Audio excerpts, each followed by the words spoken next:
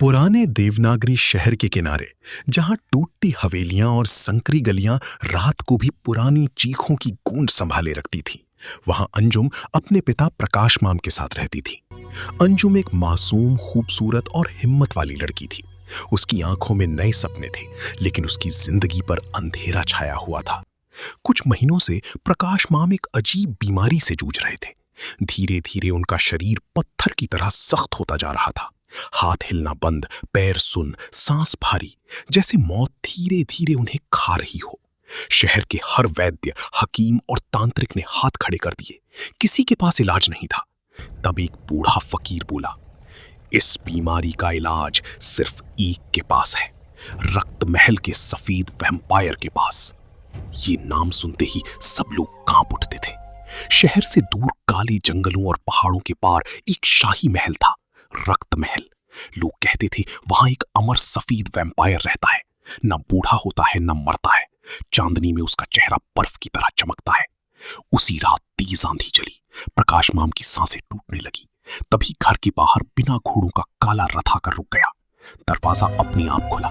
अंधेरे से एक गहरी आवाज गूंजी, प्रकाश माम की जान बच सकती है, बदले में अंजुम को रक्त महल आना होगा।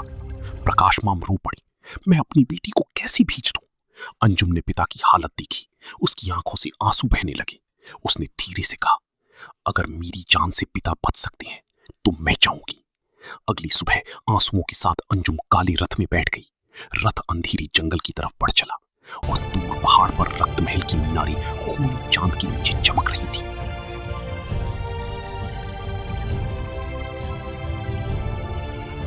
जब काला रथ रक्त महल के विशाल लोहे के द्वार पर रुका, चारों तरफ गहरा सन्नाटा था।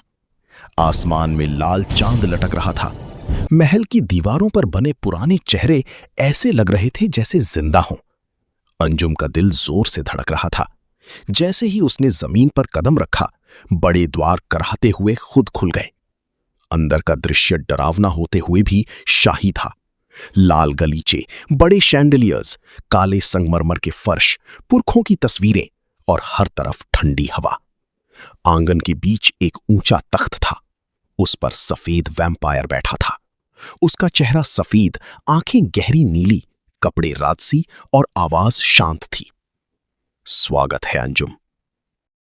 अंजुम गुस्से से बोली, मैं तुमसे नहीं डरती, मुझे सिर्फ मेरे पिता की जान चाहिए।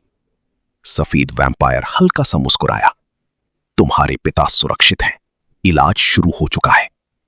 अंजुम हैरान रह गई, और तुम यहां कैद नहीं हो?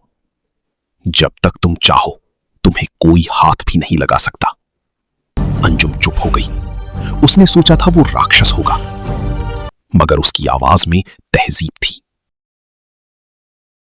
सफेद वैम्पायर दुश्मन है या अंजुम की किस्मत? ये राज खुलेगा बहुत जल्द। नेक्स्ट पार्ट कुछ दिनों में रिलीज होगा। बने रहिए इस कहानी के साथ। The Vampire King